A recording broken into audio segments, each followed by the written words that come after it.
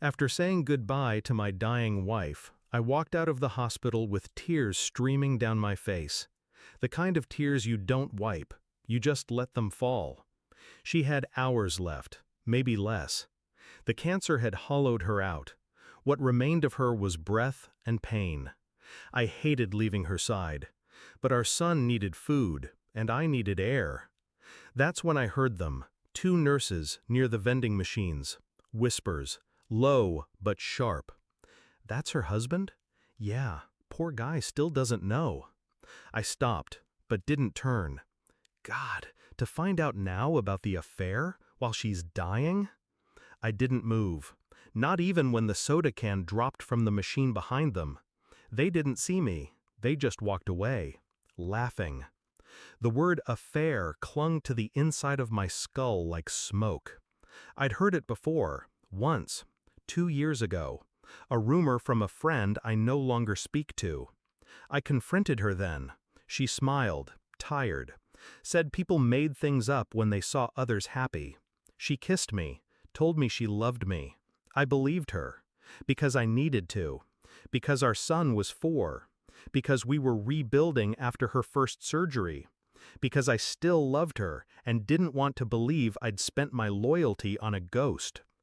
But standing in that hallway, with hospital lights buzzing and my palms wet from grief, something inside me cracked. I didn't feel betrayal, not yet, just doubt. I fed our son fast food in the car. He asked if Mommy would get better. I lied. Then I lied again. She loves us, I said, always has. That night, I returned to the hospital with a plan. While she slept, shallow, fading breaths, I unlocked her phone. She'd grown careless since the morphine started. The passcode hadn't changed. I scrolled through messages. Nothing. Clean. Too clean. Her trash folder held more than I expected. Deleted photos. Names I didn't recognize. One name came up too often. Erin. The photos were old, mostly from her yoga retreats. Hotel rooms, wine glasses, her in a robe. One image stopped me cold. Her in our kitchen, not alone. I recognized the man, Aaron, my former coworker, the same man who spoke at her birthday 2 years ago. They weren't just sleeping together. They lived something behind my back. Smiles, memories, touch. I wasn't her only life. The next morning, I didn't cry when she opened her eyes. I just held her hand. She looked tired, weaker than ever. You look peaceful, she whispered. I nodded. I am. She smiled, thinking it was for her. I handed her the phone, opened the photo, didn't say a word. Her smile faded slowly, like watching light drain from a room. She began, but she was already too breathless to finish. She didn't deny it, didn't beg, didn't explain. She knew I knew. And I didn't need to hear why.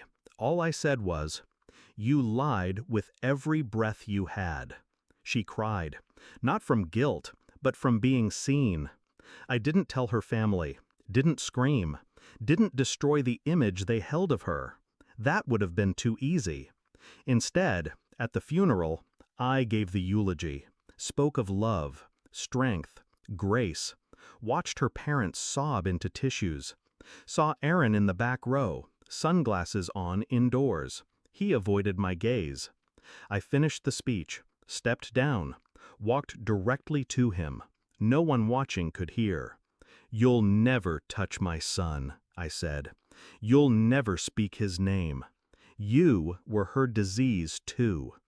He looked stunned, pale. I smiled. "And unlike hers, you're not terminal. You'll live with it." Then I walked away. It's been 3 months. My son asks about her less. I don't tell him what I learned. Not yet. Maybe never. Some truths are mine alone. I forgave her for the affair, but I'll never forgive her for making me feel like the fool at her bedside, for letting me mourn someone who never existed the way I believed. Grief is heavy, but betrayal? That's surgical, precise, quiet, cold.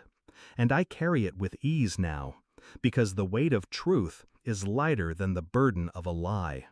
She died believing I loved her, and maybe that was my revenge.